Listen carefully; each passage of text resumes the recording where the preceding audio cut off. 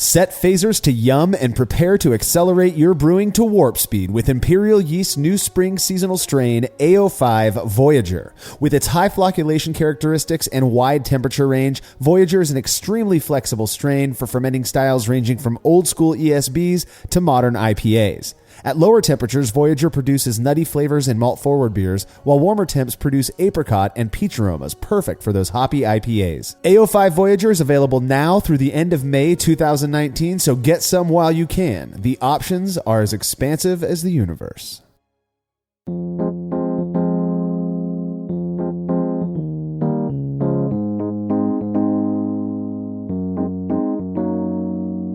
Hey, you're listening to the 87th episode of the Brewlosophy Podcast. I'm your host, Marshall Schott, and we are bringing you something a little bit different in this episode that I think is going to be a lot of fun.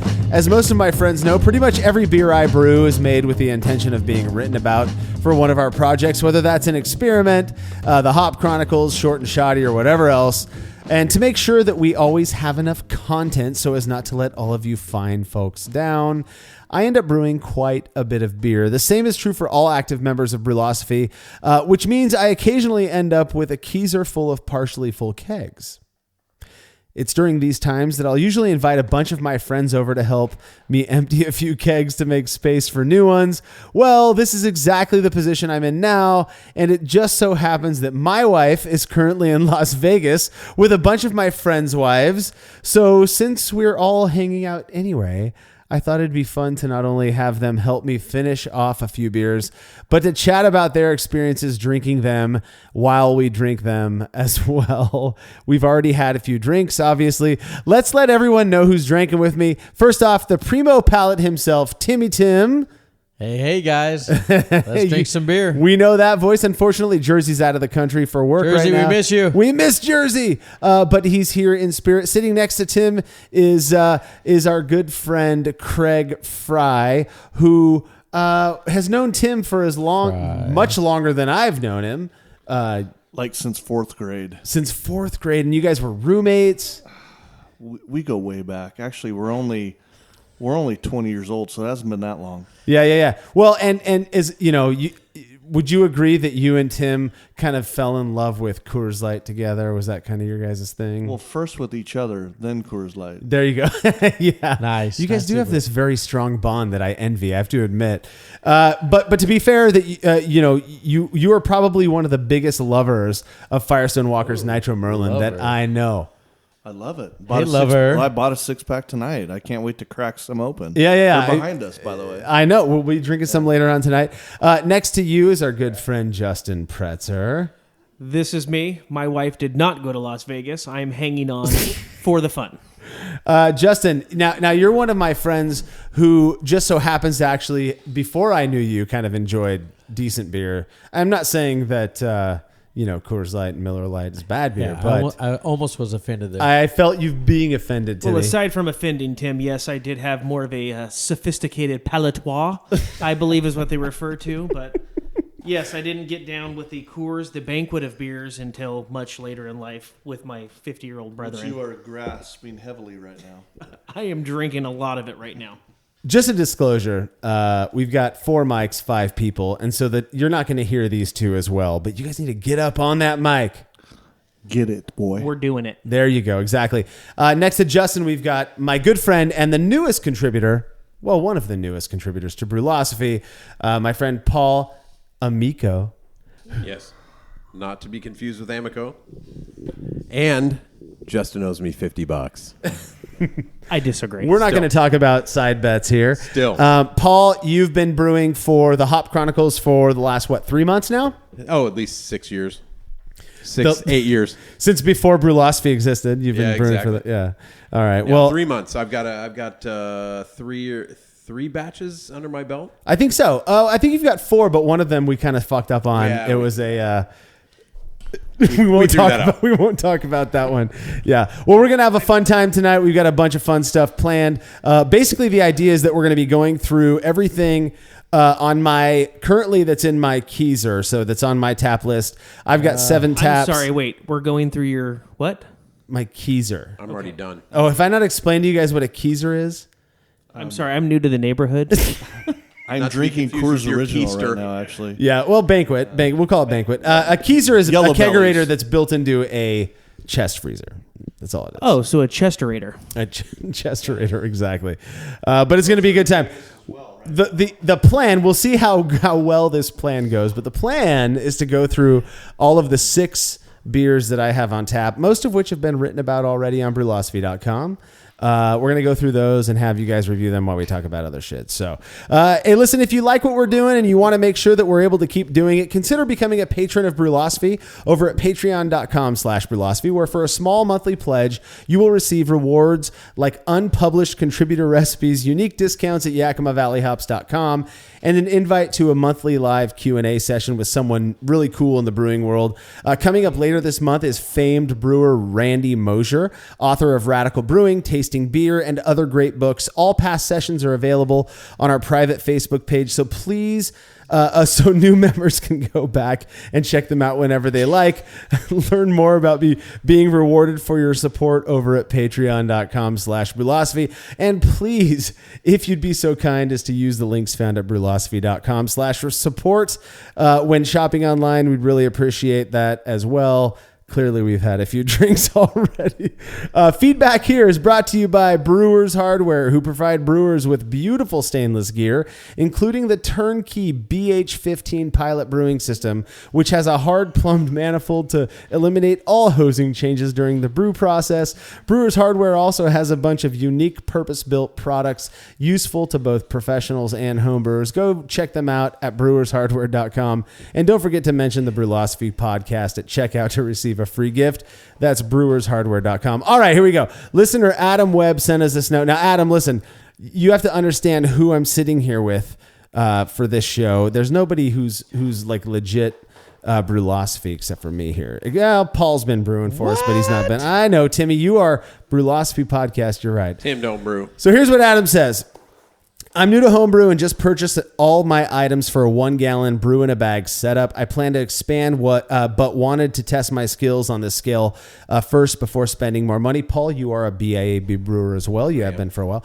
Because of your advertisement for the brew bag, I went from your support site to their page and ordered a bag. I put my kettle dimensions in the comments box and other payment shipping info and hit order. Within 5 minutes, I had an email from the brew bag explaining the bag size I had chose could cause issues, and they offered to customize a bag for me at no charge to make sure their product was right for my setup. That is top-notch Class A service.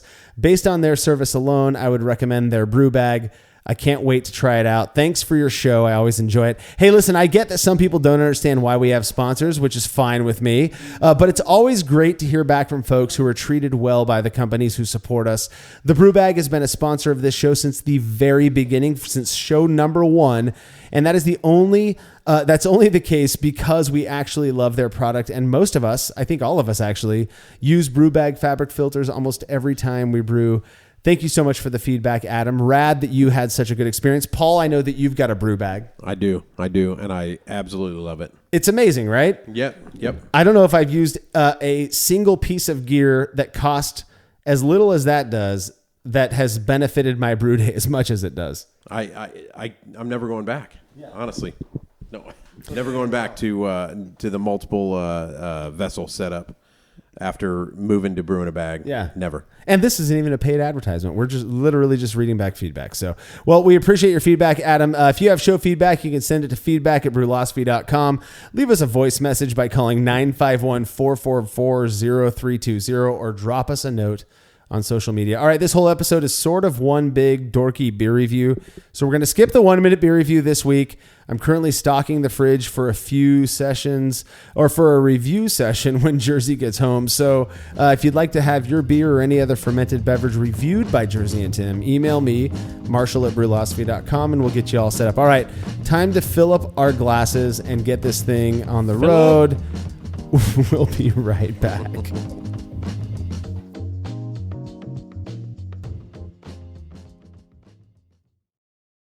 Just as the Grainfather all-in-one brewing system revolutionized all grain brewing at home, the Grainfather conical fermenter and glycol chiller take this one step further by giving homebrewers state-of-the-art temperature-controlled fermentation, just like commercial breweries use. With a full array of features including insulated double-walled construction, an innovative dual-valve yeast dump and sampling tap, and an integrated heating element and temperature controller, the conical fermenter provides a professional quality fermenting environment for superior temperature control. With the ability to individually power and control the temperature of up to 4 Grainfather conical fermenters, each with their own fermenting schedule, the Grainfather Glycol Chiller is the perfect addition to ensure superior fermenting results. And for a limited time, you can save 10% on your order by going to grainfather.com and entering coupon code NZB during checkout. Once again, enter coupon code NZB when you order the Grainfather conical fermenter or Glycol Chiller at grainfather.com. Once again, that's grainfather.com.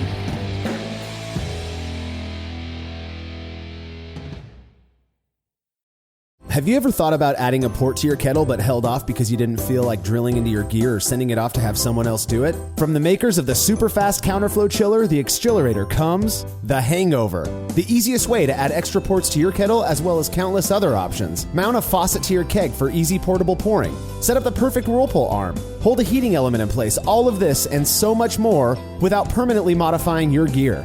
Manufactured right here in the United States, the Hangover offers brewers too many convenient solutions to list here. So head over to Xchillerator.com today to see what the Hangover can do for you. When dumping wort-soaked grain and leftover low-gravity wort while cleaning up after a brew day, do you ever wonder what your true efficiency would be if that wort made its way to the kettle instead?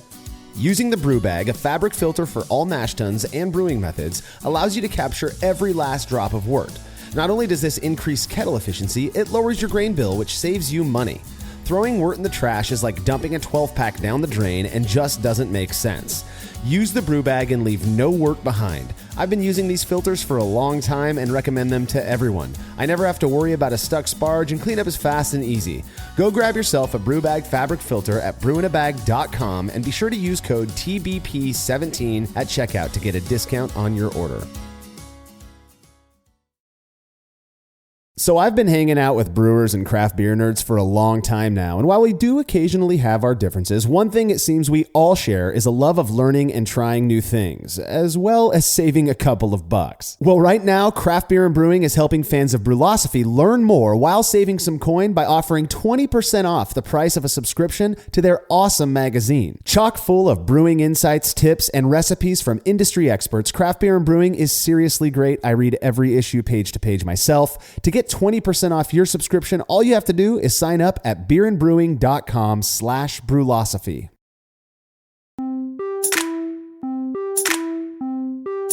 So I've got a 7-tap Keezer in my garage, all but one of which is currently pouring beers from our various projects. First off, I want to thank you guys, my friends, for hanging out and helping me to properly dispose of my leftovers. I hope there wasn't a lot of arm twisting. I hope we can kick a keg or two tonight. That's kind of my plan. It could happen. It can happen. All right, this first beer, I'm going to let Tim go ahead and guess what we're drinking here tonight. From the looks of it, looks like your Cal Common. That might be. You already know what's out there, though. What about from the smells of it? You know me. I don't have any smell going on. But it definitely is your Cal Common. This is not my Cal Common. It's not? You wrong. You really? wrong. But yeah, you wrong. So we have a project that we call Short and Shoddy. And for those people who, maybe this is your first episode or whatever, Short and Shoddy is a series that we do on the website where we brew a beer using methods that are blasphemous, I guess, to the traditional brewing world. We reduce mash times down to 20 to 25 minutes. We reduce boil times to 20 to 25 minutes. We usually ferment lagers warm, or we'll ferment other beers uncontrolled. This beer was brewed because my friend Timmy was having a St. Patty's Day party a couple weeks ago. This has changed. Has it changed? It has changed. It has changed. It has changed. If this is the Irish Red Ale, this has changed. This is the Irish Red Ale. How has it changed? It's better. That's the word you're looking for. It's better. Oh, okay. So, Paul, what makes you better. think? What didn't you like about it before? What makes you think it's better? So before it, let me think about that. Let me let me taste it again. You know let me what? taste it again. and I'll Let me tell you. chime in. All right, This Craig. explains a lot why I don't remember that night. Yeah, we drank a lot of this that night. But just to be clear, I believe this beer has a max of about 4.6% alcohol in it. So now I believe it has a much better biscuity flavor, like the traditional Irish red flavor. Before, when I had it, it was I don't know how to describe what it had what it didn't have before. But It now tasted it's a lot better. bitey the first time, a little more carbonated. Now it seems, It's smoother. yeah, much smoother. Like this is a beer you want to sit around and drink on a regular basis. well, to be fair, when you guys were drinking it the very first time, so I started collecting data on this about 3 days ago. So it's the same. I was serving it to you guys. I'd kegged it 2 days before St. Patrick's Day. So technically there was still a decent amount of yeast ostensibly in suspension. It was pretty clear though. But it has aged for another week and a half or so at this point. I don't actually taste that it's changed very much. To be honest with you, I've liked this beer from the beginning, and Most definitely. It's I always like the been good. color. The It's- color is beautiful. is it not crystal clear? I mean, that looks like you just. It is. I didn't like it at first. I'm going to be totally honest with you. Why'd I you didn't tell like it at first. Paul? Why'd you tell me you liked it then at first? I didn't. I Because you lied. made it. I lied to you. Because he's not Jersey and Tim. We just say how it is. Well, he wants to come back. I think I winced Because we don't know. when I had it. It's really good. Yeah, I this feel is like a beer I had you could I sit feel like around I had and it. drink all the I time. had it. You can, yeah. It's very good. In tiny glasses. In tiny glasses, yes. It makes your hands look big. It really does. These are small glass. They do make your hands look huge. That is one of the most common comments that I get so we just published. We're recording this a couple weeks ahead of time, but we just published Hop Chronicles for the Hallertau Blanc, which was one that Paul does all the Hop Chronicles now. And in the photo, we have a Hop Chronicles glass. It's a small little 5-ounce Hop Chronicles glass, can glass. And I swear, I kid you not, at least 4 people were like, "Oh, are those huge hands or a small glass?" Well, being short and both. shoddy myself, I'm going to start drinking out of these glasses exclusively. I mean, You're certainly more short than I was shoddy, going to though. say, Justin, that looks like a normal glass to us. But I do have huge hands.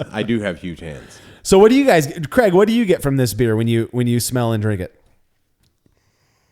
The smell is invigorating. That says a lot. Mike will not get pregnant. Relax.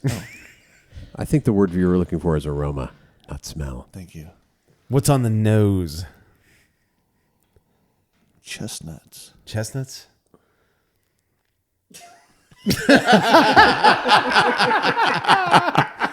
The dangers of drinking and podcasting. Right.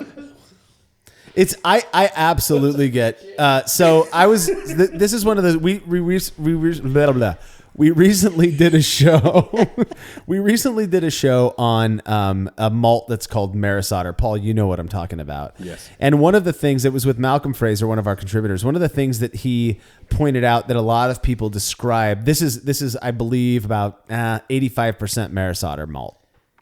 It's a traditional, as of early 70s United Kingdom British malt.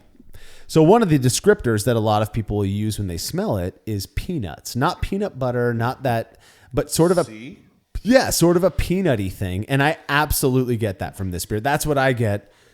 I held off on saying that earlier because I don't want to bias anybody. Paul, what do you think? Well, now that you say that, but remember that a lot of times I don't have the I haven't had the vocabulary around what these beers give me. I just get an impression of You and me both, Exactly. Paul. You and me exactly. both. That's called I'm pleasure, getting Paul. I'm expanding my vocabulary around the beer, And you brew for Brulosophy. and I do brew for philosophy. I just do what I'm You told. can't even say Brulosophy right now. I can't even say it. I know. It is 8:40 on a Friday night, and we're Hence why I we're all drink Coors We've been Original. drinking since 3:30. yeah we have been. Yeah, Ate that's some true. Tri-tip, yeah. 4. Well, I have to say, the short and shoddy beer for being brewed the way it was. Does anybody get any, bad corn-like flavors? Like you just opened a fresh can of creamed corn? No cornholio. Not at all. No cornholio. Yeah, I don't get any off flavors. Does it change a little color? I get almost like a bread. Yeah, type yeah, of a yeah, thing. yeah, I mean, definitely. it's just like a good. At the risk of sounding stupid, it has a good mouth feel. A giggity. I don't know what that But- means, but the I beer- think and the it's beer very too. biscuity. Tastes It's- yeah. delicious. Yeah. It's very easy to drink. I do think it's 4.6% alcohol. I'll tell you what, I don't have the recipe up in front of me. I didn't want to go that deep on this show, but this is largely Maris Otter with some medium UK crystal malt. That's what I was thinking. Yeah, I figured, Tim, that was your recommendation. And then I think that might be everything that's in there. There might be just a touch of roasted barley for color. And when you hold it up, there's definitely a red tint to it, kind of behind. This is easily one of Has the it lessened best a looking little? beers that you So have on I will say Thanks. this. Well, you haven't seen any of the other ones yet. So we're one for my, one. my experience We're one for one. with Irish Reds, we've got our traditional examples of Irish Red. This is definitely a lighter version of that, in my opinion. I think it's less caramelly, it's less sweet, more biscuity. So one of my thoughts about that, I do feel like there's an issue when we drink international beers. So a classic example of an Irish Red would come from Ireland, right? Naturally. Now, here's the thing: But we do have an American counterpart, right? That presents itself as an Irish Red. You're talking about the American Amber Ale, or No, I'm talking about Killian's Irish Red. well, but I still think That's a try commercial version, right? That's also a red lager. That's true, but it is established. But it is established in the American psyche an red. expectation about what an Irish Red should be, right? But yeah, no, that's true, and It's funny you clean. should say that because that's actually what I based a lot of my Irish Reds on was Killian's Killian's Irish Red. I Irish drank a lot of that, and you guys have actually opened up. It's not even in the same spectrum. How different on a scale of 1 to whatever? How different is this beer from a Killian's Irish Red for you? For me, it's probably close to about as night and day as you can get. Killian's feels super, almost bitey. Doesn't have the deep complexity. Yeah. This stuff actually has like this stuff. Also, right here. also This deep stuff right here. complexity is pretty Yes. dope. Yeah. This stuff here. Yeah, this is a type of beer that like you can actually work at and have the desire to try to break apart. Like, okay, I have the biscuity flavor or the bread, the Yeah. maltiness Yeah. of it. It's just a much better tasting real example. Well, and I appreciate that for a beer that was made literally in 1 hour in my garage. I think it's pretty impressive that and I'm not sitting here trying to stroke my own ego here, but I love this beer. It's one of the better short and shoddy ones that I've made. Tim Timmy disagrees. Yeah, no, Tim likes this beer. No, I love this beer. He loves it, but he will was- disagree that it's one of the best, right? No, he's trying to annoy me I've over had there. some out at the local pubs, and this is very good. Yeah, it's good. disappointed these glasses are so small. So, I could use another one. of We'll them. get bigger glasses for you. But what I was going to say is this: when we get beers, and this might only matter to Paul because he's but when we get beers from other areas, from other regions, they're typically, they're packaged in Ireland per se. And then they get shipped over here and they're 3 months old and oxygen is ingressed into the bottles, whatever it might be. And so you're getting the flavor that we associate with a typical, say, Irish Red is slightly aged, slightly oxidized. And I feel like when we taste fresh versions of it, and it's a good fresh version, we get a lot of the same character without, and I don't want to sound like I'm dissing, because a commercial example. Exactly. I don't Right. want because I still like them. Again, because think about it. That's the expectation that a lot of us will have is when we're presented with a commercial example of a beer, we'll say this is an Irish Red. Yeah. Killian's Irish Red. Many Americans have been introduced to Irish Reds by that. So how did you come up with this? Where did you come up with the recipe? So I'd actually made an Irish red ale a while back that I really liked. And the very first beer that I ever made, in fact, was an Irish red ale. And this was back in January of 2000. What was it? 2003, I think.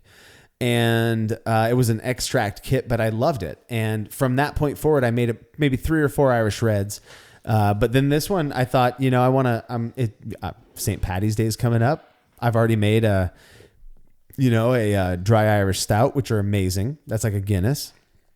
I want to get a Irish red ale on tap, and so I went back and I referred to kind of these past recipes that I made before, and this one I did. Now, one of the things that I did do is I used all classic ingredients. So every malt that I used was UK originated. So I used Maris Otter from Simpsons. I used UK medium crystal malt, and I used the really dark like UK roasted barley, like 500 Love. Right. Roasted barley. And I think that's what gave it that beautiful color. I also hit it with some gelatin because it's short and shoddy. I wanted it to clear up really fast, and gelatin helps to do that. And it worked. It's absolutely gorgeous. No, it's a gorgeous beer. It's holding a head like no other. So I don't know. I'm intrigued. I have family members who love Irish reds. And what do you call the?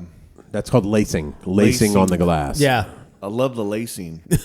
I do. It really says a lot about it. It's the color, the lacing, the taste. Kind of in love. Yeah, I'm glad you like it. And we've got more. We're going to try to kick this. All right, we're going to move on to the next beer. Now, Timmy, this one will be very recognizable to you. I'm going to pass it around that way. He busts the... Must be a Coors Original. Yeah. No, well, if you look at the color, it's definitely not a banquet. Coors. It's definitely not a banquet, but it's also not a bad beer. A little bit different than the one we were just drinking. This is another... This is gorgeous. I just love this beer. It's gorgeous. This is another beer that I brewed for our Short and Shoddy project. So just to get it out there, you like it? Yeah, this has a... He exclaimed, but we couldn't hear it. I believe that's how they... Ooh, it does. Yes, it just has The foam will burn down there. Yeah, there's almost like a fruity complexity. That was actually my nickname in high school. But but all joking aside, this just has a good IPA smell to it. It's definitely not an IPA, but it's and not. And that shows my deep palate. The word you're looking for is ignorance. Tim, do you think you know what this guy is? I haven't gotten through the foam. That's not that is actually that is a proper pour. I want to say. I agree with you, Craig. That is a positive establishes review. Flavor and aroma mostly. But thank you. Yeah, you're welcome. Yeah. So you see, the struggle that I have is guys like me that we're above the Coors banquet, and we tend to drink a lot of the commercial stuff. Whenever you go to a bar, they're like, "Oh, that's an IPA." It's almost like that's like a default for anything that has or a dark beer. Yeah. It's a dark or that's it's an dark IPA. Beer. I don't like dark beer. Yeah, and that was my thinking of all this crazy, stuff Paul. before I dove into the deliciousness of complexity. Was it's almost like an IPA is just a kickback of that's just a beer that actually has flavor. So what do you like about this beer? What is it about this beer that says, man, that is a good beer? It just has layers. Layers. Like when you're going to the slopes and you layer your clothes type of thing. It's free. Yeah. So the cost it is free. It's free. Yeah. It's cold and it's carbonated. Yeah. The cost is fantastic, and I'm not at home right now, so it's very smooth. Home run. Yeah. It's a crushable beer you can drink all night. Yeah. Yeah, this is something that you could sit around and eat overcooked tri-tip and just be thankful for. Very roasty. Have cold glasses. Overcooked tri-tip that Justin made for us. After your mouth is tired from the tri-tip, it's soothing. Yeah. It's kind of relaxing your jaw. It eases your jaw muscles. This is... Timmy, this is the Cal Common. This is the Cal Common. Very nice roasty taste. It is what... Do you get any... I get a very distinct difference between this and the Irish Red Ale, which aren't... I'll be honest with you, they're not terribly different. in terms of their grain makeup. And this one I would say is a little bit more orange, which was planned. It's more copper than it is red. It's got, to me, what do you think? Do you notice anything different about it? It has more of a roast taste to it. I think. Oh, really? So For me, anyway. Yeah, no. Paul, do you get anything Yeah, different? I was going to say that wasn't the word I was going for. It was it's sweeter to me. It's a sweeter flavor. I agree with you on that. Yeah, definitely a sweeter flavor. Kind of grabs your taste buds and just kind of wakes them up a little bit more. Kind of like, Yep. I like that. Yeah, I'm not getting that deep malty, almost like a right. chew Yeah. to it. This is just a smoother, crisper. Would you That's from say? your tri-tip, Justin.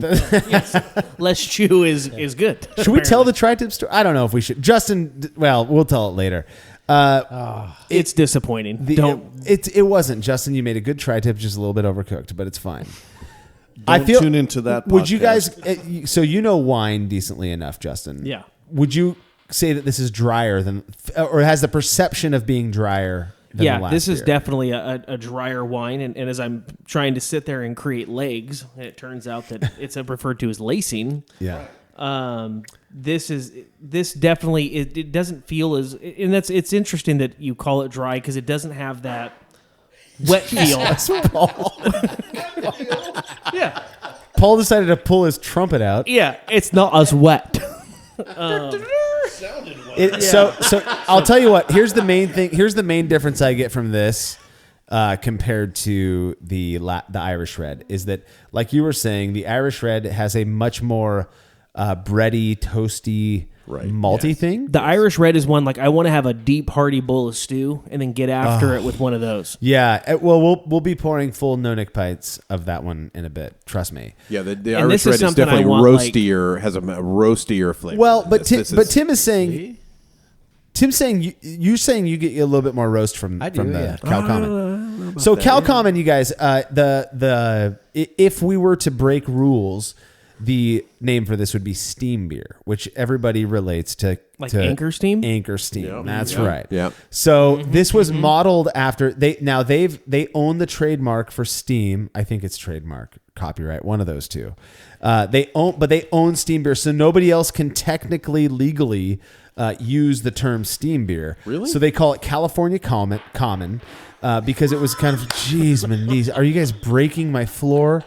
Bunch of These guys, heathens. bunch of heathens over here. So Sorry, they- we're gonna go to the Sizzler next. so they call it California Common, and one of the unique things about a Cal Common is that it's hopped entirely with what's called Northern Brewer hops, and Northern Brewer hops are known for being kind of woody, maybe a little bit minty, and having a sometimes sort of a piney like character. It's to super it. earthy, but not Yeah. not in an off-putting way. So my issue with this beer, and I mentioned this in the article, is that it's not quite as bitter as I wish it would be. When I taste a Anchor Steam beer, I get a nice assertive bitterness that is well balanced by the malt character. And to me, this one just doesn't have the bitterness, but it's still good. It's still very drinkable. I think I like the aftertaste of it. It's still smooth and Yeah, it is smooth. Like you're ready for more. After Yeah. you taste I think you're right on that. In terms of the bitter, this gives a spiciness. There's a spiciness. Yeah, that, yeah, I that agree. Anchor Steam will kind of subdues when you have that. The bitterness balances that out. I also feel like Anchor, in all of the beers that they have, I feel like Anchor has a very pronounced mineral character to their water, perhaps. You have their is it called Bayfinder? Yeah. Which I think is a delicious IPA. Yeah, I know. And I will share one with you soon, but I've not had it yet. But every beer that I've had from whether it's Independence Ale, excuse me, or Anchor Steam or their Porter or Brickles Brown, it all has a very identifiable water chemistry. Wow, that's interesting. That's interesting that you said that, because that's not something that was ever prominent in my in my tasting of that. I really like Anchor Steam. I think it's a rich beer. That's always the word that I came up with, like rich. And their holiday beers, they're Very rich. I, love I don't their holiday disagree, beers. yeah. They're very very rich. Yeah. Those pair well with a spicy clam chowder. I think we just found our new beer and food adjuster. Yeah. Over here, Or they Justin. turn into Yeah. great salt and pepper shakers like at the Red Lobster. Dude, No sponsorship here. Best thing Red Biscuits. Lobster has to offer. Get you some Cheddar Bay biscuits. Oh my God, dude! Right? I wish we Get had you some. some some of those Cheddar around. Bay biscuits. Okay, so Justin, your mission now is go. Justin Go will to not be Cheddar with Bay us for a biscuits. little while here. Let's actually go to Red Lobster and do this. So, I can assure you they will Uber. do you guys like this beer? Timmy, do you like this Oh, beer? yeah, most definitely. Yeah, you've been drinking a lot of it lately. I'm hoping to kick this one tonight. I feel like this might be one of the second lowest keg in my Keezer. So, I think we can do this. Was this Well, another I've- short and shoddy? Then This one was, oh yes. If I failed to say it before, I think I did say it. This was a short and shoddy, so a 25-minute mash, 20-minute boil, which means that I added, more hops at the first wort hop, which is what I typically do. Is I'll add them before the boil starts, more than I normally would if I were doing a 60-minute boil, obviously, in hopes of getting the bitterness out of the hops, that you would expect from a beer like this. I don't think that the bitterness came through as well as I would have liked. So just as because I brew and I've not quite got the guts to do the short mash yet, the short boil yet. I'm still doing a 60-minute mash. I'm still doing a 60-minute boil. You've done a few short and shotties though, dude. I have, but most of those have been short to the extent of getting them into the glass quicker. Gotcha. Not necessarily my brew day. So right? fermentation, yeah. Fermentation, Okay. yeah. Okay. So it's always been fermentation. But, Okay. So for me, what does that mean in terms of my hop additions? If I'm going to go short and shoddy and I'm going to go a 25-minute boil or a 30-minute boil, how do I adjust it? A lot of people are talking lately about how these recipe design calculators, the whole IBU, being very inaccurate, and it really is. We've done some testing. We've actually sent beers into the lab, and they never line up. They're so far off that it's quite shocking, actually. So, but anyways, what we'll end up doing, or the way when I'm doing a short and shoddy beer, the way I'll design it for the bitterness is I will honestly just adjust my first wort hop or my 20-minute hop addition, whatever it is, to achieve the same IBU that I'm shooting for when it's 60. So I'll end up adding more hops. I got it. Okay. But then I'll keep everything else in the recipe the same because Toward the end. Towards the end. Okay. Exactly. Because in my mind, you're aiming for aroma and flavor at that point. And so that is the approach that I take. Right. So, sorry, we're losing the participants of our. We got to keep No, our we're- drunkenness I'm up actually here. sitting So in Chim's chair, and I actually genuinely feel like a better person. Yeah, you look like a better You do. person. You do. I know. You Tim's look over a there little making taller. jokes. Microphone We're is- gonna move We on to lost this Tim, next though. beer. This is a fun one. I can't wait to talk about this one actually. I'm ready. So let's see here. So what's the plan? What are we doing after we're done with this? Drinking more beer. Besides drinking more We're beer, going to explore what else is in your key. we are literally going. Well, you're Keezer? going to drink Keezer. everything that's in my Keezer tonight. I promise you. And there's that guy. then I'm going to go. This then I'm gonna is- go back to my house. that and get looks a the little stuff that's lighter. in my Keezer. Craig, it I is a feel little like bit it's a lighter. Keezer party. See a little lighter. So do you understand why it's called a Keezer? I don't. So it is a kegerator in a chest freezer. A kegerator. Oh, there's no S. It's Z. It's a Z. With a Right, silent Z. T. It's Z. Yeah, I not to- Kaiser Source. Yeah, I totally get it. It's the silent T that threw me off. Keezer associate. I think I can handle this whole pan problem. I'm feeling. It's like I'm feeling a little disconcerted right now. I think you need to move back. Hey, Craig, I do want to ask you before we get to Justin, digging sure, we into need to this go. beer. You're a huge fan of Firestone Walker's Velvet Merlin. oh, I love it. What do you love it? You love it more than anybody I know. I do. I love it too. And you are otherwise a Coors Light guy. Total Coors Light guy. And, So and what- there's a 6-pack in the cooler behind And us. we're going to be busting them open. You know what? Here's the thing: is I've been such a Coors Light guy that I never opened my mind to any other beer. You're welcome. And that's thanks to you. When you turned me on to this beer, I'm like, I don't drink dark beers. This is crazy. If I want a dark beer, I'm going to drink like a Pepsi. See, Paul, That's it's what it that looks dark like. beer thing.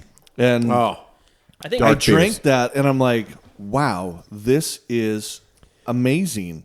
The taste, the things you go through just to pour it. And when I did Because now this is one that's on nitro. Yeah, the This is- canned right. Velvet can- Maroon. right? Yeah. And then I had it on draft, and I'm like, oh my gosh, it's so much better on draft. Yeah.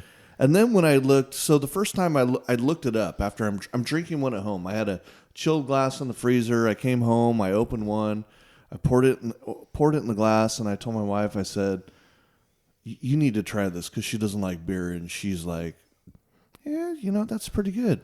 I said, I went on their website today, and the brewmaster was talking about what they pair it with. That's Matt Brindleson.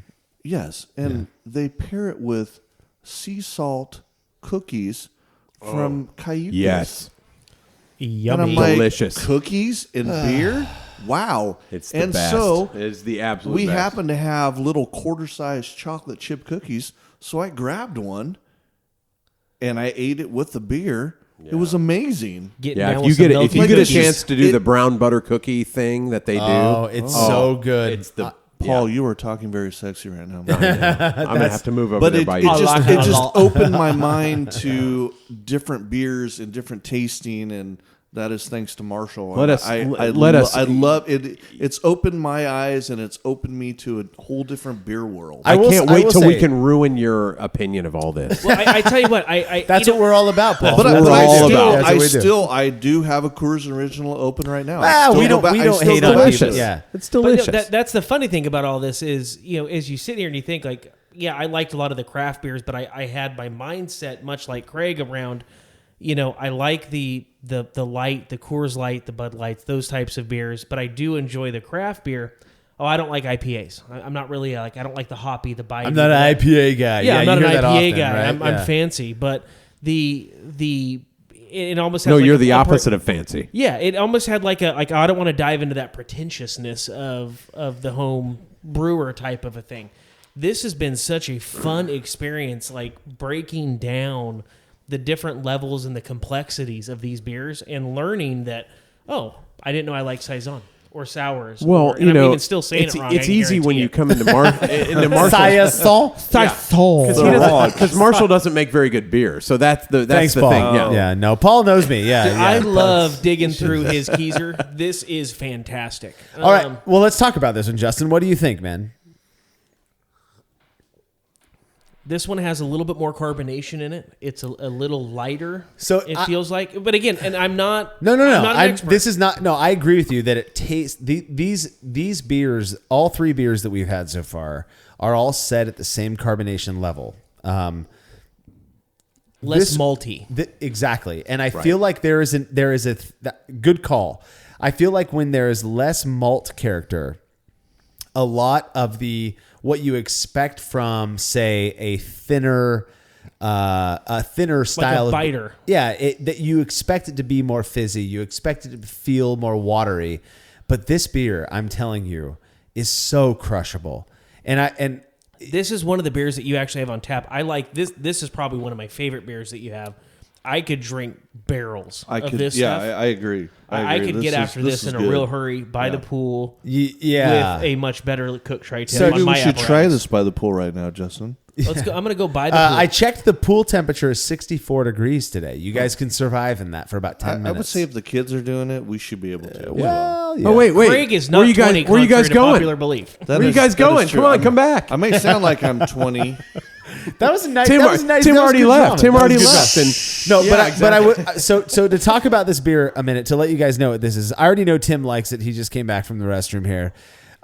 This is a beer that I made in collaboration with the folks from our favorite yeast lab, Imperial Yeast.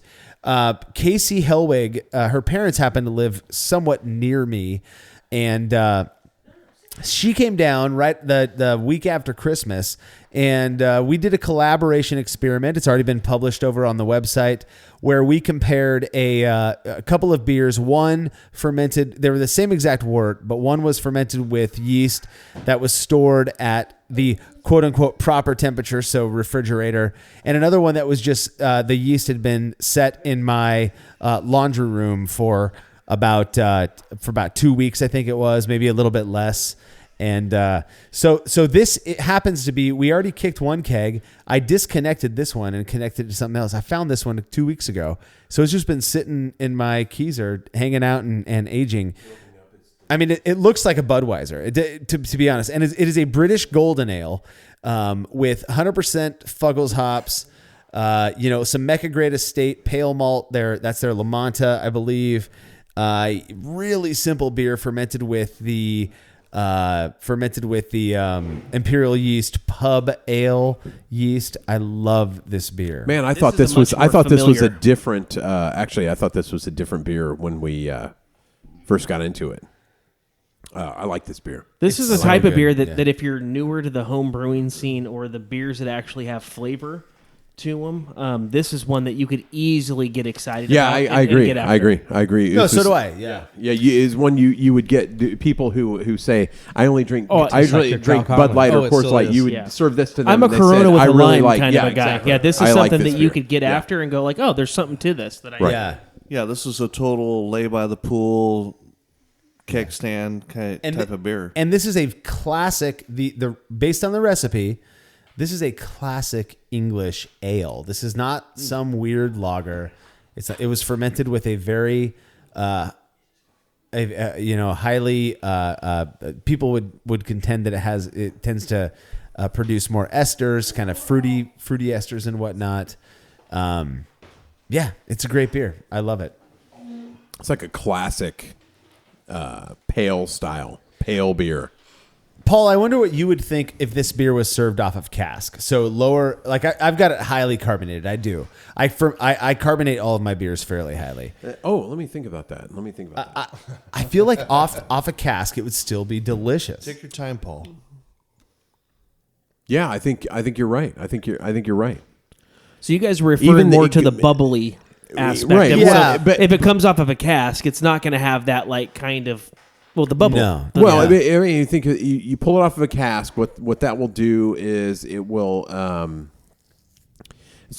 Always the word that I know it's probably not the right word, but bright. I think of beers as like this beer is bright. This is a bright beer, effervescent sort of certain thing. So you project yourself into a flatter beer that and it would still more be good. traditional. It would still like be you good. Should wear like think about a robes. Boddington's. Like you crack a Boddington's or you get a smooth beer. It would still be good. It would still have that sweetness. It would still have a nice balance, a hoppy.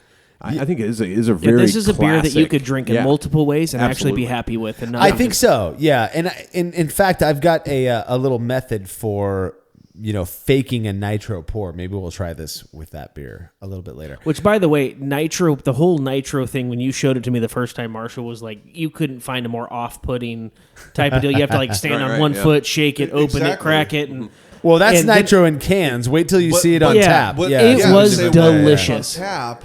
No. I will not do that. When you pull it on tap, it's so different because you watch it. It's fun to watch, I think, in a way. Yeah, it is fun, and you get that cascading effect in your glass. Yeah, absolutely. You just watch it, and it's lighter. Oh, it's like the experience. The experience of exactly. It's more of an experience than just drinking a beer. It was actually really good. It's amazing. And until you I brought like up the whole a sweeter- British golden ale. I like Wouldn't a even British have thought twice golden about that. cascading. I love that. Cakes and love it. pies. Well, we've got a few more beers to drink and talk about. We just got to get them in our glasses, which we're going to do during this short break.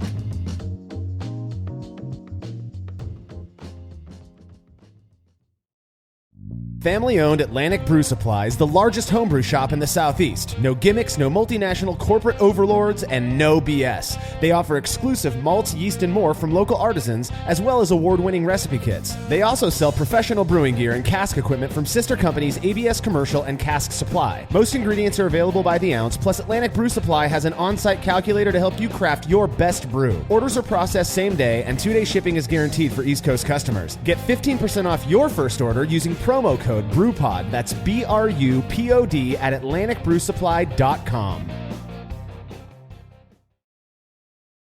As every brewer knows, the best beer requires the best hops, which Yakima Valley Hops provides fresh from the source to brewers around the world, carrying everything from classics like Cascade to modern favorites like Galaxy and Mosaic, as well as other ingredients and gear. Yakima Valley Hops has it all. And don't forget to check out their new podcast, The Late Edition, where the YVH crew goes into depth on our favorite plant with industry experts. Head over to YakimaValleyHops.com now to see all they have to offer and subscribe to The Late Edition wherever it is you listen to podcasts. After a long brew day, the last thing I want to do is waste more time chilling wort. I've tried so many different options, and ultimately I settled on the super efficient immersion chillers made by Jaded Brewing. With the King Cobra and Hydra, I'm able to chill my entire batch of wort from boiling to just a few degrees above groundwater temperature in as little as 6 minutes. If an immersion chiller is right for your brewery, then do yourself a favor and check out all of the rad options Jaded Brewing has to offer at jadedbrewing.com. And be sure to let them know Brulosophy sent you. Hi, I'm Stephen Leach, creator of Brow Supply Brewing Systems, here to tell you about our latest Unibrow brewing system. Modeled after the brew-in-a-bag method, the Unibrow uses the same kettle for both mashing and boiling, replacing the fabric bag with a stainless basket that can hold up to 20 pounds of grain. A heating element is run by an electric controller that allows for the maintenance of specific mash temperatures and makes mashing easier than ever. Each Unibrow is shipped with a counterflow chiller and the parts required to brew a batch of beer. We're really proud of the Unibrow, and we know you'll love it as much as we do. Go check it out at browsupply.com and sign up for our email list to receive special deals in your inbox.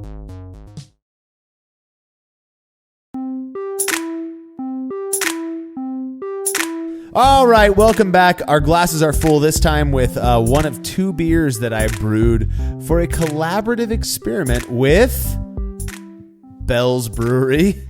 I thought Paul would nail that one. Forgot. I do have a little disclaimer. We lost Timmy Tim. I guess apparently he's been trying to not drink as much beer during the week. I know. And he's It's like trying not to breathe oxygen. Yeah, I'm going to hold my breath for the week. So when we went out to He fill did up feel these clammy. beers, he looked a little more clammy. He was lying on my couch. Apparently had Clammy. puked his brains out. The word is clammy. So he's hopped up on antacid and good feelings. If I'm him and my wife is here, I'm saying that I caught a bug, but I think he might have just gone overboard. Well, that's what happens He when you hit overdid 80. it. You know, I caught a bug. the guy is old. And, I mean, he's no 50 is the new 80, is what they're Right. saying. So and you know, I think 50 is the new 30, actually, you know, 50 50 is compared the to new like 30. 18. Yeah, exactly. So that puts us here at in like Cali, 15. It's 9 o'clock, but he does go by the New York time, so 3 hours ahead. So he's in. I think he's on How Eastern. convenient for Tim. Yeah, he's on Eastern Israeli time. You know, I heard myself today. I guess Tim's not the only drunk one. All right, well, let's talk about this beer. Paul, you seemed to have a very strong response to this Yes, one. this beer this takes me back to my formative beer drinking years in the Midwest. Long, long ago. and where would that be, Paul? Well, Aspen. in southern. California. I don't know, Marshall. The No, French are this assholes. beer right here. This tastes like Nebraska. No, not you're a little far west. It tastes like Kalamazoo, Michigan to me. It does taste like Kalamazoo, Michigan. That's cute because that's not the Midwest. But either way. And when Marshall, seriously, when Marshall got onto this doppelganger thing that he was going to do with Bell's, I was It is a little juniper completely excited because because go with Tim on this one. this beer, we had a lot of this beer Well- living in Indiana. Yeah, So I Wait, believe was it Indiana or Kalamazoo? well, it's a Kalamazoo beer, but it is very available in Indiana, where I That's what you get spent for trying to many talk years. trash to a much smarter person than you. Yeah, Oh, thank you. no. Are you from Kalamazoo? No, I'm not. I'm from. It was no the surprise north to side me. of Fresno. It was no surprise to me when this beer got voted best beer in America. I think Did best, it really? I think it's like top 5 best beers Yeah, in the world. absolutely, Yeah. absolutely. This is It's a no good beer. surprise. I mean, No I would- surprise. I would really like to meet those judges. Well, now You don't to like be it? fair, hold on. To be fair, this is a homebrewed version. We recently released an experiment article that was we are going through Marshall's Keezer, so we're going to talk about these. An experiment article that compared the a Bell's Two Hearted clone, which was provided to me by the homebrew shop Bell's General Store. in Kalamazoo, which is connected to Bell's, brewery. One of them uses the Centennial Select, which is their version of Centennial hops that some special people go out to Yakima every year and hand select before all of us homebrewers get, bottom of the barrel bullshit stuff. So this one that we're drinking is the Centennial Select. Now, I'm going to say this right up front. The next beer we're drinking is the one with the Pacific Northwest standard, cheapo homebrew hops. This is you. Oh, I brewed this. Yeah. Okay. Yeah. So, that was what I was going to say to Craig was, it could be your reason for not liking this is just that it's not Coors. real. It's an it's not IPA. Coors. It's not the original. No, no. What I think Craig's difficulty is that it's not a Bell's Two Hearted. It's not the actual. Well, he's actually- disappointed. He's disappointed in that. I highly doubt that Craig has ever had a real, as a Fresnan blood and bones. Oh, here, he told me. never. He told me earlier. He flies back every year to Detroit, Right. and grabs spruce When you cases say of this. people were Spruce out goose. doing whatever, I feel that you had people out milking juniper trees and putting them into a barrel. Oh my God! Craig. You're another juniper I feel guy. that every IPA tastes like I'm licking a juniper tree.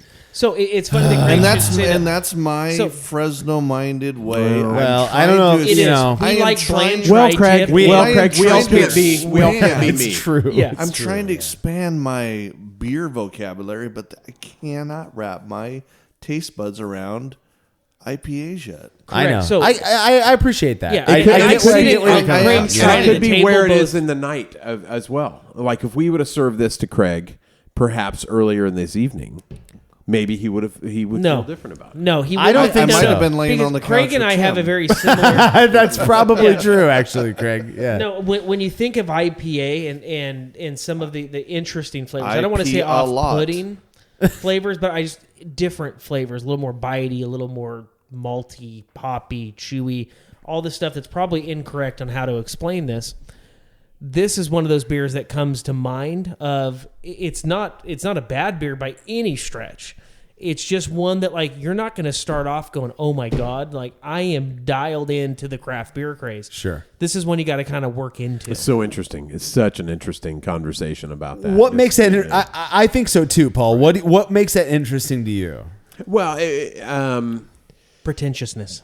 Yeah, he's such a pretentious asshole. there it is. That's it. Yeah. He's literally sitting with his nose in the air. Meanwhile, he As I brought a stare into the- six-pack of Coors Banquet over Yeah, exactly. In his backpack. Exactly. Yeah, In in my his backpack. back, rode on his bike over Exactly. there. As I rode my bike. Case solved. So I feel like the murder mystery, we figured it out. It was Paul in the living room. It was. it's so With a hard. beer No, bottle. it's Paul had the bottle of Paul had beer the Clue. It was Clue, and Paul had the bottle of yellow. it's so hard Yellow because Belly, yeah. because for me it traces back, and I have a hard time describing it because of where I've come from. I started out drinking. This is your divergenizing beer, basically. Exactly. Yeah. I mean, I was telling somebody today my formative beer drinking years were in the Northwest and in San Francisco. So for me, when I moved back to the Midwest is when I started homebrewing because I wanted beers from the West Coast. And so when I found this beer, even though it's definitely a Midwest IPA, now that I live on the West Coast, it was the closest thing I had to the West home, Coast. to home, Right, yeah, to home. yeah. To No, my makes formative sense. beer Yeah. drinking Sense. years. Yeah. And so if you grew up drinking Budweiser and Coors Light and those things and that's what you knew. Bud Ice, dude. But That's mine was Bud Dry. We were it got laughing about that real. today. Wow. So nobody knew what Bud Dry was, but I drank Bud Dry. Bud Dry. That's Bud oh Dry. my God, and so dude. I could see where this could be a very piney, Earthy. It's overwhelming to the senses. Right. I feel like I'm Yeah. licking Yeah. Shaver Lake. It to me. It's Shaved legs. Is that what Shaved it is? leg. wow. Yeah, This is one of those. It's and- Barbasol. Yes, I like this beer. I love this now. beer. I love I it. wouldn't have started out enjoying this beer because you don't appreciate what actually goes into it. Now that you've now that Marshall's opened my eyes, I feel like the Yeah, I mean, when did Marshall open your eyes? licking Like a Shaver couple Lake weeks has ago? become a pastime of mine. Right. There you go. I'm still Well, I'll trying tell you to what. open I'll my tell you what. eyes. So one of the Brulosophy guys, Ray, found one of the originals. Good friend of mine. He happened to be driving through town for his real job a few weeks back, and 2-3 days after I got this beer on tap, and I served it to him blind, and I asked him what he thought, and he goes, it's a good beer. But he goes, there's something about it that I can't quite place. It's good. He's good, but it's. So then I told him that it was a Two-Hearted clone that the folks from Bell's had sent to me, and his response was, it's not Two-Hearted. Now he's California. He's Southern California. Nobody in California gets Bell's distributed out to them very regularly. Every once in a while we will, but it's usually old. But he travels for work quite often to the Midwest, so he gets fresh Bell's on tap. He says, it's not Bell's, man. So the folks from Bell's awesomely sent me a 6-pack of a fresh 6-pack of cans of Bell's Two-Hearted. And it will be our first doppelganger. I haven't looked at the results yet, so I can't talk about those. But Paul, you did participate, and this is one of the very few experimental things that we're doing completely unblind. What did you think was different about, if anything, about this beer from the original one in the can?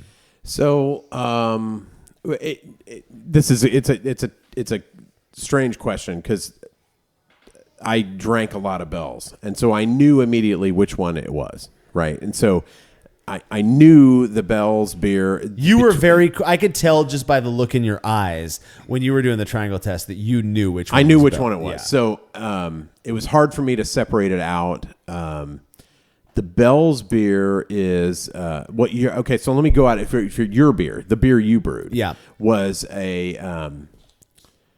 It was a. I hate to say it, there was more balance to it.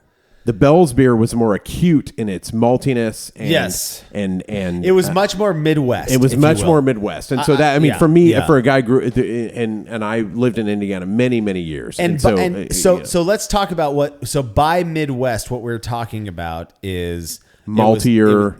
Maltier. It's a maltier beer. It is because when I came here, when I moved to California, I wanted to West Coast my beer, and what people told me was I needed to reduce my malt bill. Yep. I needed to simplify my malt bill. So the That's Midwestern IPA is a much more complex malt bill. It's a little, it's sweeter. It's a maltier IPA.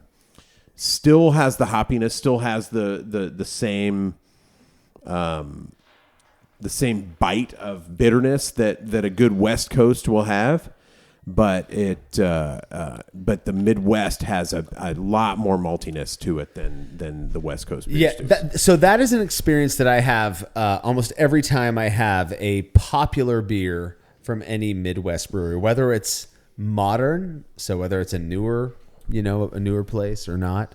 Is that there is this maltiness that you just, and it's not a bad thing. It's actually, I know people hate this term, but it sort of balances out. And I feel like maybe that's where it came from, is that it sort of balances out this bitterness that you get from a lot of West Coast IPAs. So spot on. Absolutely spot on to where, again, a beer rookie into all of this, not a drinking rookie, but a true beer aficionado rookie. A bookie. Yes. That's what I think I've been missing and haven't really been exposed to out here, because you have a lot of that commercial stuff that is probably more West Coast in nature, to where the malt is reduced out. And I had no idea what that meant. Well, the malt is more emphasized, but the hops are reduced out.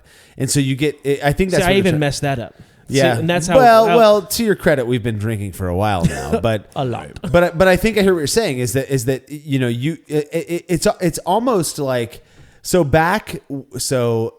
remember about 10 years ago, I was kind of getting back into home brewing and all this stuff. It was almost like you could predict how malty / hoppy a beer would be based on where you were at on the map of America. And if you're on the West Coast, you were going to get bitter, and it's particularly in the Pacific Northwest where I started brewing. If you brewed a IPA, that didn't mean that it was fruity, and it meant that it was bitter. Well, so in Northwest, to me, it had more. Now that I have the word, and now that I've been brewing longer, it had more caramel malt, right? More crystal malt. Well, what's the versus a traditional West Coast IPA? So that was that's what came to define, I think, West Coast IPA was the abandonment of crystal malt. Right? Exactly. Well, what makes a beer sharp? More hops or more malt? It's a balance of both. It's a balance of both. But is that what you consider a West Coast IPA? Well, so when I said I wanted a West Coast, because I had an IPA recipe that I brought to California, and I served it to everybody. And everybody. Which one is this, Paul? It was the Baby Boy. Baby Boy. Yeah. Baby Boy. Baby Boy. It's a good beer. I've had and it. It's a good beer. And people said, "Oh, that tastes like a West Coast." So I talked to our friend Brad, and I show him the malt bill and the hop bill, and I said, "I want to West Coast this," and I started talking about hops, and he was like, "The hops are great. You need to take," and he proceeded to strike out about 70% of the malt that I had. So that makes sense. Of the specialty malt. Specialty malt, yeah. which is and Munich, that takes out that crystal. I had Munich crystal. Munich and Crystal, two different crystal malts, and Munich, which he took out. He just took them out. Yeah. And that removes that perceived almost like chewiness. Yeah, absolutely. Correct? Exactly. That's a great word. Yeah. And that's where I think that this has been an interesting deal is reintroducing that chew factor, that thicker mouthfeel, a giggity, that you just don't get with the Coors banquet of beers or a Bud Light or even like an 805. It just kind of comes where it's an overflow of just the hops factor. It's almost like it's a race to see who can make a bitter beer. Well, I'll tell you what. And then if you don't like the bitter, you're like, oh, you're not a beer snob. This beer right here, and commercial example or your example, is still one of my. It takes me back. It is such a good beer. So I would you agree with me, Paul, that what you're saying is that you really like Centennial hops? I do like Centennial hops. And it still maintains in my IPA. I cannot get away from Centennial hops. That's one of my mainstay hops. So I want to. This is I wasn't going to bring this up, but I figured we've had enough for me. You did it now. I done did it. The two geeks on one side. Somebody at some point, I cannot remember when, but there's those little flashbulb moments in your head where you're like, God, I'll never forget this. This guy said, probably when you first met me. Yeah, well, that's one of many. Yes, Justin.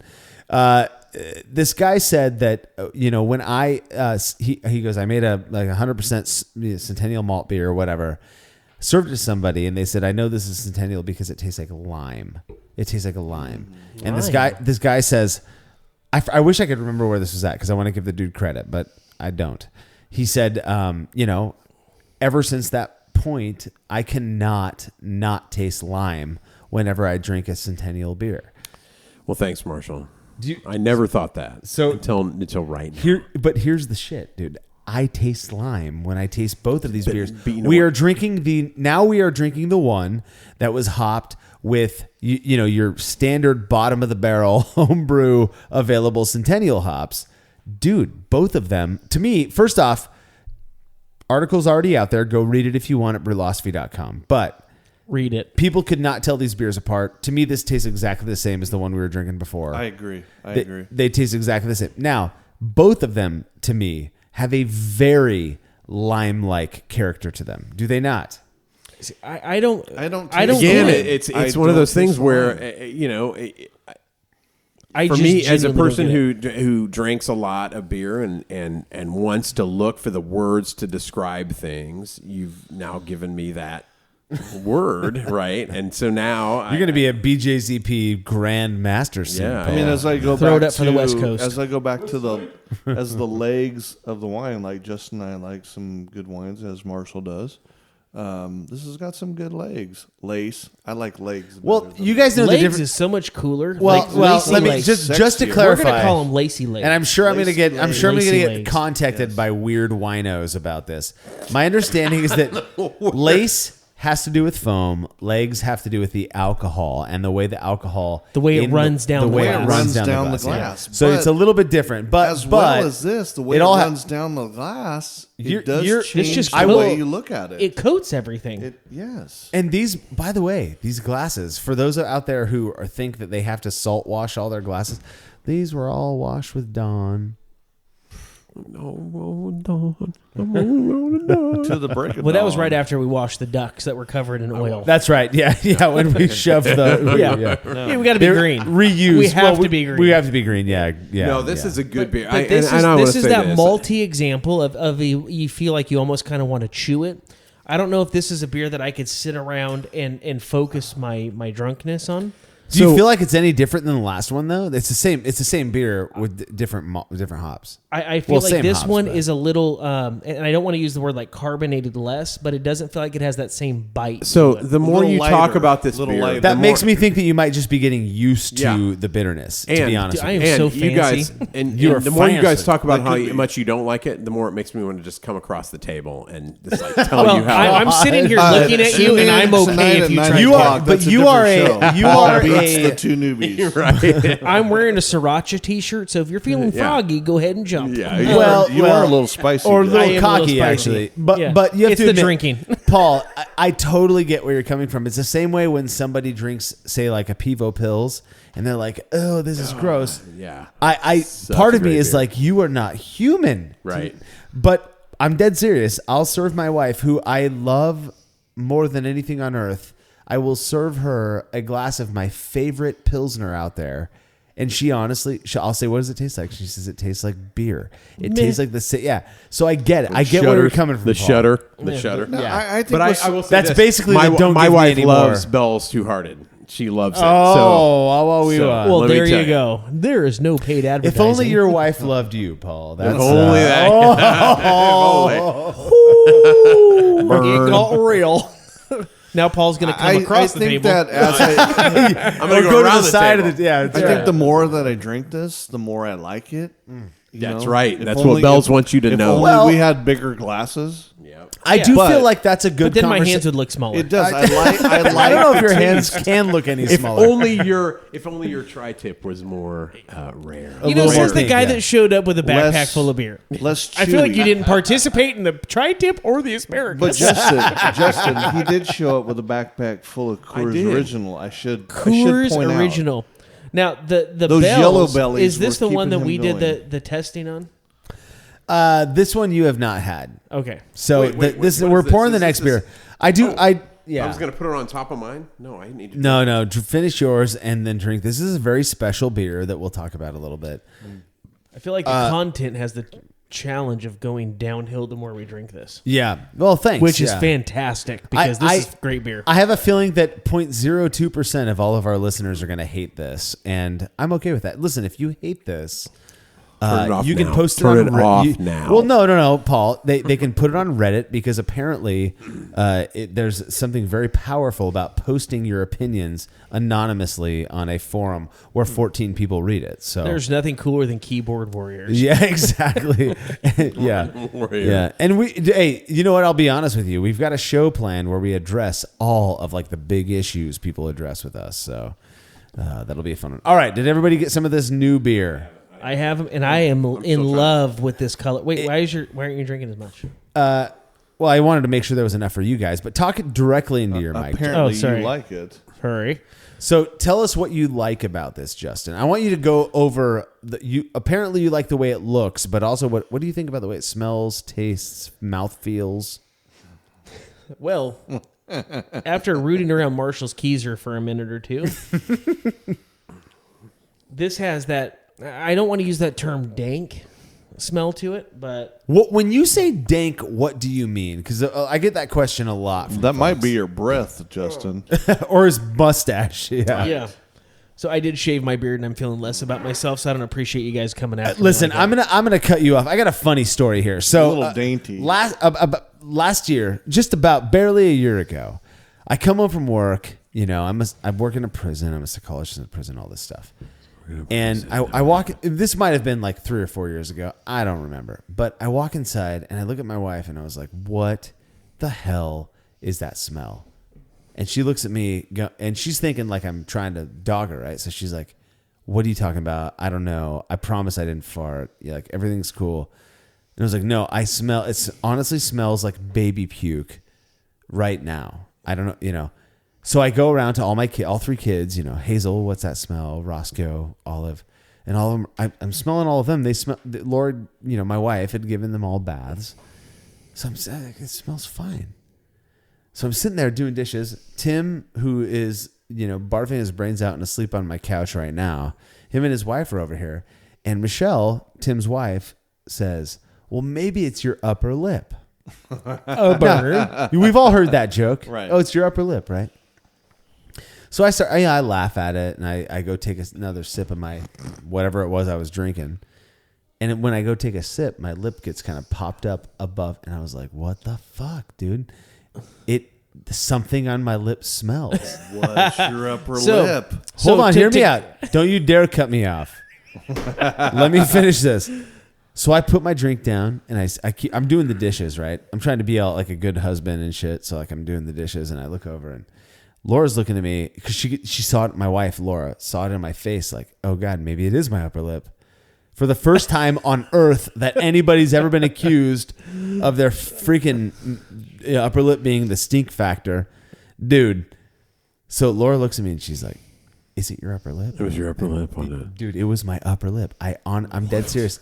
I held my lip up. I pulled it all like this, and I started sniffing it, and it was horrendous. I thought I was going to puke my brains out. Lo and behold, my wife goes and wipes it off. I had been cleaning like an hour before a bottle. My youngest daughter at the time, so this must have been more than a year ago, 3 or 4 years ago. I'd been cleaning a bottle with one of those bottle brushes, and it flicked a piece of like old milk.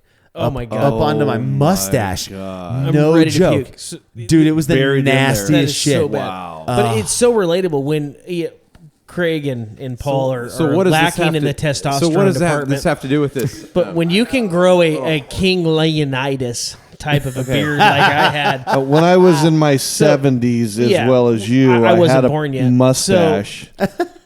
if you can picture King Leonidas in the movie 300, Oh, hulking, yes. handsome, ready to take I on the don't watch that Persians. stuff. Pretty much the opposite You of Justin. remove all of that, yet the beard. That's what I had. I referenced So it I'm to, the hulking insurance agent, ready to. We'll link a photo of Justin. yeah, to the, it'll be on the unimpressive show. and disappointing to most of your audience. But we'll put a tri-tip I next time. swear to God that there was times where like I would be eating and like it would become matted. I would find a gummy bear, a small human in there. So the beard aspect of things. Imagine a tiny flick of old milk. Yeah, that just makes me Literally wanna vomit. under I'm your thankful nose, I've your shaved nostril. mine down. Gnarly. I've shaved mine down, and I feel less of a human being. You are because less it. of a human being. That's And why I have it's no just- mustache, hence the bottom beard. Yeah, so I'm focused on You growing look like it back. you know what, Craig. I love you so much. You look like a Smash Mouth fan. If Hey, now he's a rock star. Hey, okay, just leave him alone. I was thinking, like Nickelback, maybe. no. Anyways, Keep going. Yeah. Thanks, Paul, for this letting is, this out. Now yeah. on to the next one. So Paul this with no beer, facial hair. I'm gonna right. I'm gonna classify this so Wait a incorrectly and minute. offend the You are. multitude of your audience here.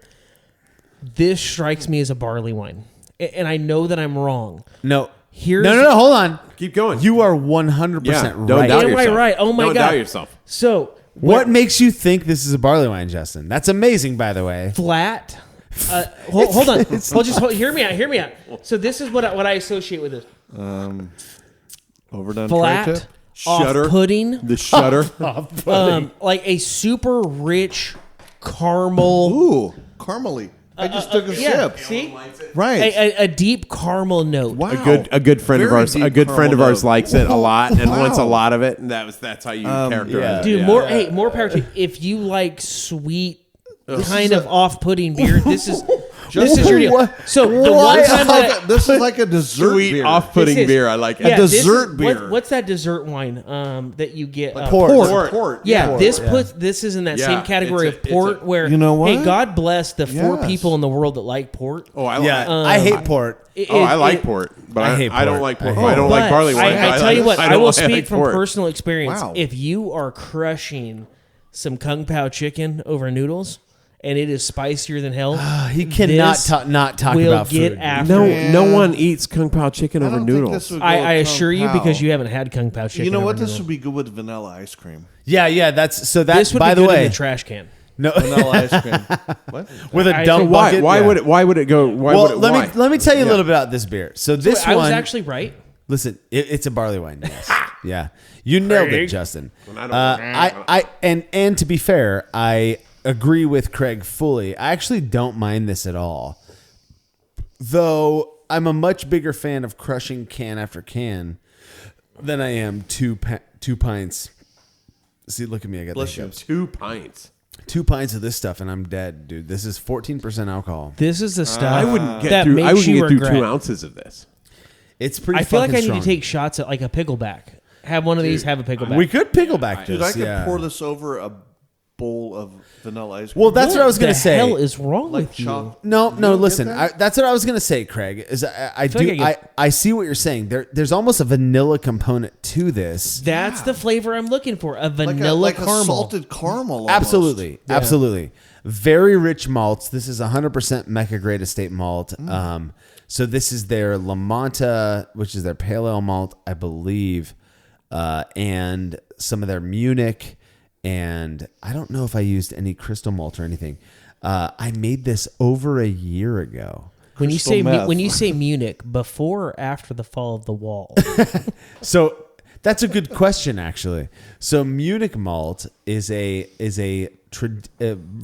fairly traditional German style base malt. Because them's my people. Those are we're both German, brother. Dude, yeah, actually- I did 23andMe, dude. I'm like 30% German. I did not 21 in realize me, but that was before I married, and that's really neither here nor there. right. But so Munich malt it has a very toasty. Some people will say kind of almost cherry like flavor to it. See, the more you explain it, the more you're like, oh, no kidding. Well, and You this pick up some of those notes. Well, that's called bias. I could fuck you guys up right now with bias. But what I'm saying is this. This is Metolius, which is out of Oregon. It's their version of Munich malt. It's fantastic. Yeah, in see, my I opinion. smelled Pacific Northwest.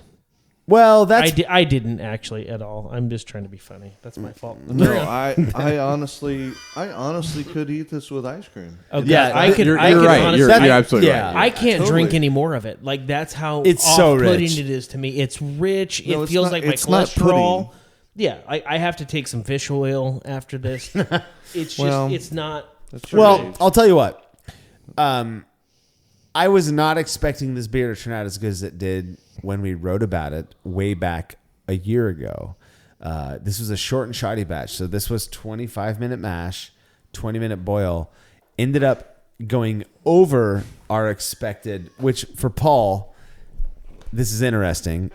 Going over, God. I feel like this could What have did you say, Paul? instead of a 25-minute malt. I think this would have been better at like 26 minutes. Yeah, that's mash, not malt. Yeah, But, same thing. yeah. In 26 minutes, I expect But some ice it- cream on my plate. 26-minute malt. That's Yeah. good. That's a good one. But well, See, Paul, there's that pretentiousness. It ended up being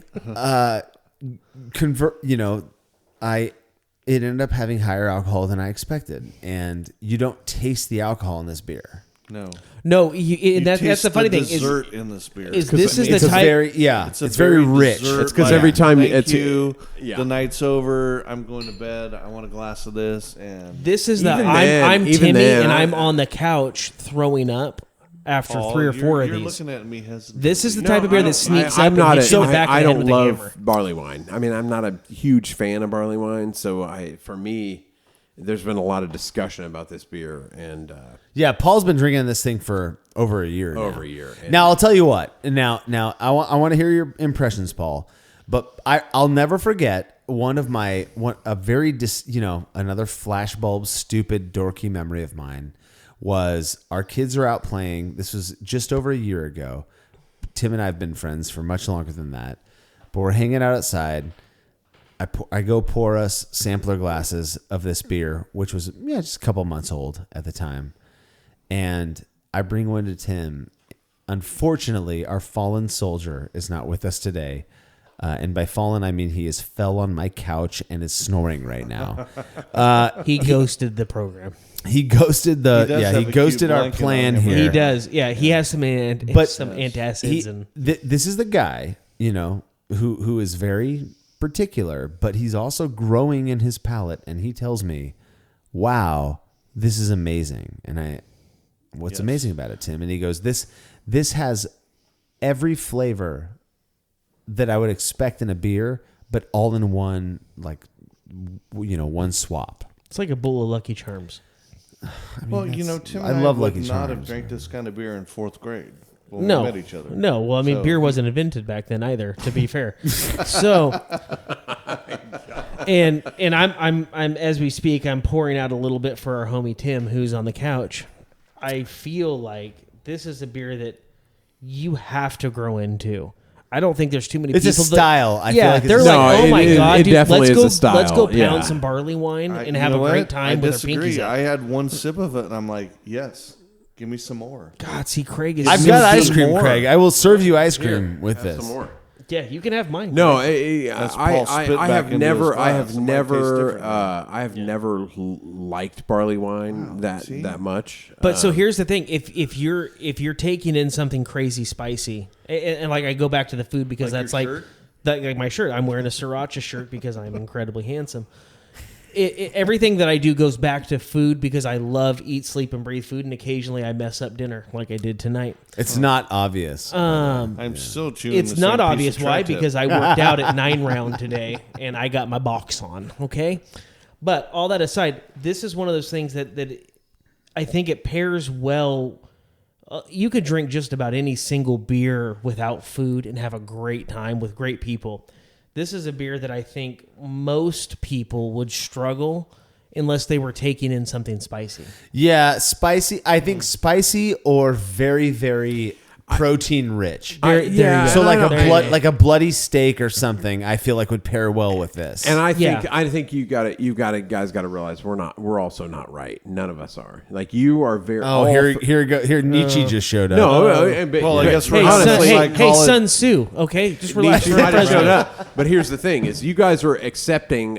You're open to what we're serving you right now. You're going to look at it and you're going to say that I'm okay with this. And they know that I brewed it, so they're biased by that. bi- No, I get exactly. what you're saying. I Exactly. get what you're I think saying. at No, the I end will of go the out of my night- way to crush Marshall's feelings But at because the end of the night, I I love would be Unfortunately, like, it yes, never give works me because some I'm a more. freaking sociopath. you are That's a what I would- stellar I would end my stallion, night is what with you this. are. You're not right though. Well, that's true. But Okay, I still would end my let's night accept with that it. you're not right, and I could. This is a cuddle beer. This is a cuddle beer. There you go. A cuddle beer. Call it cuddle So bug. for me, I've always had a hard time with barley wine. Because I've been a traditional. I'm a very hoppy West Coast. That's where And that's I okay. started That's with I you. started with I light, don't light- like it. I started with light lagers. Then I moved to pale ales. Then I moved to West Coast IPAs. So for me, hoppy or malty beers like this have always been very approachable. They hit my jaw. I have a hard time. So There you even go. putting it over ice cream, I have a hard time with that. Well, I'm- Because let's just be real, nobody puts beer over ice cream. I liken this Have to you like tried it? but I love. haven't. But I love. I have. I I've like had a- Guinness Well, floats. that They're shows- yeah. not that just good. shows a diversification. Okay, nice. That's not a word, but I'm down. Diversification. So that's all. diversity Diversification. between all of us. Well, that just makes me question my love of Paul a little bit more. Is statements like he just made. This is one of those things that I think that Don't cut me you out. have to. I just did because my face is closer to the microphone. So I think this is one of those beers that I don't think anybody's going to start off going, my God, let's go sit by the pool and drink a shit ton of barley wine. No, or I port agree. wine, But or things at along the those end lines. of I the will night- drink. I will drink a lot of port wine. At the end of the That night, doesn't you surprise said, me. let's do I a do. final. I'm going to have that. Yeah, that- I'm but- going to no. call for that, and No. that's what It's I just- want to it drink. just goes to show end you. my night. I'm not going to drink it at. Are you 3 being o'clock in serious the or just afternoon. argumentative? No, No, I am being man. very serious. And I want And you in to no way, hear shape, me. or form, I I want to you offend hear you my because you're words. much larger than I am. Well, just go show you. It's so Yeah, funny. Craig, by the way, is very large. I want you He's to like hear my words. 8'2", I think. How 320. tall are you, Craig? 6'4". 6'4". God and damn. he is all 6'4" man, out ladies the and door. gentlemen. 6'4" on a day you've been standing all day, but like right after you 6'4" in a leg cast, so Yeah. there's a little bit of a lean. So it's like maybe like a 6'3", 3 I think it might be 3/4. closer to 6'6", 6'7". 6'4" without the leg. What were you cast. saying, Yeah. Paul? No, I was just saying. I was saying. It's funny to me because we sit and talk, and you like this beer, right? It's not that I don't like it. It's that I feel like something about it, and I have my hypotheses, but there's something about it that does not jibe with, for example, my favorite versions of homebrewed. I have a friend, Matt Human, who makes a barley wine, or who I should say made a barley wine many years ago that he calls Night Night Juice. That is absolutely phenomenal. There's nobody on earth who would drink this and think, wow, this is bad. It's just amazing. I get the same experience when I drink beers from, or barley wines made by breweries like Firestone Walker. So like Sukaba. Yeah, which we just had this weekend. We just had this weekend. Yeah, And exactly. I don't get that from my beer. My hypothesis is that it's because this beer has been cold stored, no oxygen exposure. I racked it into a keg that was purged of O2, all that stuff. And I feel like there's something about a little bit of oxygen ingress that really serves. Now, I These hate are- oxygen. yeah, yeah. I've heard it's a terrible get. Yeah. So bad overrated. for you. But I feel like there's something about those beers that I get that sort of sherry-like richness that I don't get from this beer. Now, that said, I still feel like this is a very good. No Yes. doubt, no Quality- doubt. I believe this is from no a doubt. quality no doubt. standpoint, second to none. There's no off no doubt, flavors. no yeah, doubt. I it's believe not this is. off-putting. It's just you have to have a palate. You're either But for the it or palate against of it. I love the aftertaste of it. It's lingering. Yeah. and I like it. Yeah. I'm Oh, licking see, my it's lips. lingering, and I don't like Craig, it. so how would you describe that? Do you have words that you can put to that aftertaste, or? I still have a lot of flavor if I lick my lips, if I lick my tongue. Oh, I'm yeah. not being sexual. So hey, Craig, It's how about just- this? Shut the fuck up for a minute and have some, and then we'll come back to you. But my glass is empty. Here, dude, Have mine. Oh, you can have mine. See. So I'm It's I'm kidding. just like that's my ending drink of the night. I'm gonna drink a couple glasses. This is- of this that. That's your- your whole me, point, right? this is your That's sort highball. of the idea. This is Craig's so for me, highball. I don't like It so, is. and this is where this goes back to your taste and what you want. I have never liked a barley wine, but I like a port wine. There you go. Right? I like port There you wine. go. So like that plum, I hate port wine. see, Port wine but is I could of the drink devil. port wine at the end of the evening. I could have a port wine or a Madeira or whatever, and it would be Yeah, for see, me. That's how I'd end the evening. here's but my but thoughts a on barley port wine wine. just makes me shudder and just makes me want to stop drinking. Yeah, so this is It's always my interesting to me. whiskey. I so desperately Oh, I wanted to like be that whiskey. guy with Yeah. like that corner in his office, that corner cart full of whiskey in a decanter, single malt, not double because it's not trendy. This is just It's in so the glass true, though. things in, like in the the soap glass. operas Yeah, are like, absolutely. yeah. Like I wanted to be Mad Men, 1950s. Justin. This is just not something I don't think the average beer drinker can get behind. Just like the average wine Oh, drinker you're absolutely right. cannot You're absolutely get right. behind. I think it port takes wine. a special. No, I think I it agree. takes a special person, much like it takes a special. Not special. It's not the right word. But your taste have to be suited toward this. You both are just next level. That's what you Okay, gotta. so Well, based on experience, maybe yeah. not. I Yeah. like I said, I like a Madeira. I like port. I do like those beverages. I like whiskey. I like those See, rich I love flavors. But whiskey. I do not like. I don't necessarily like love barley whiskey. wine. I'm not an IPA guy. Yeah. but See, that there you go. I love, and you guys like IPAs. It's so- that's that's what's why- so diversifying in it. That's that why it's we just brew. so That's different. why we brew, Right. Craig. And you know what's fun is it brings four distinctly individual peoples together. Peoples. People's And you start debating it, and it's a friendly debate of, Right.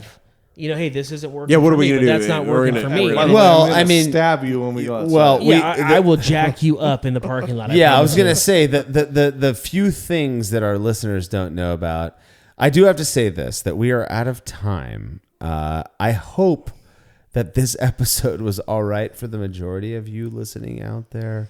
We'll do this every 4th or 5th Year. or 6th episode. Exactly. Year. Let's go around real quick. You guys introduce yourselves just to remind folks of your voices. I'm Justin. I'm Craig. I'm Paul.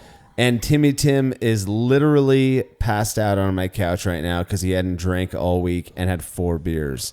Was barfing his brains out. That's all the time we've got for this show. Thank you so much again for drinking with us and having a good time. Don't forget to head over to brewlosophy.com to read up on all of the beers that we talked about on this episode, as well as everything else we're up to. The Brewlosophy podcast is made possible by the generous support of our sponsors, as well as all of our rad listeners. We seriously could not do this without you. Cheers to everyone who has subscribed and left a review of our show. It makes a huge difference. If you haven't yet, please consider doing so. Head over to brewlosophy.com/support to view a list of ways you can easily help us to continue producing this podcast. If you want a reward for your support, visit patreon.com/brewlosophy. Thanks again for listening. We'll be back next week with another episode of the Brewlosophy podcast. Until then, think beer. Start off the morning with some hot tea, lemon and honey, cause it suits my bro. Put some herb in the bowl, yeah, it's homegrown. Ain't gotta go through the middleman no more.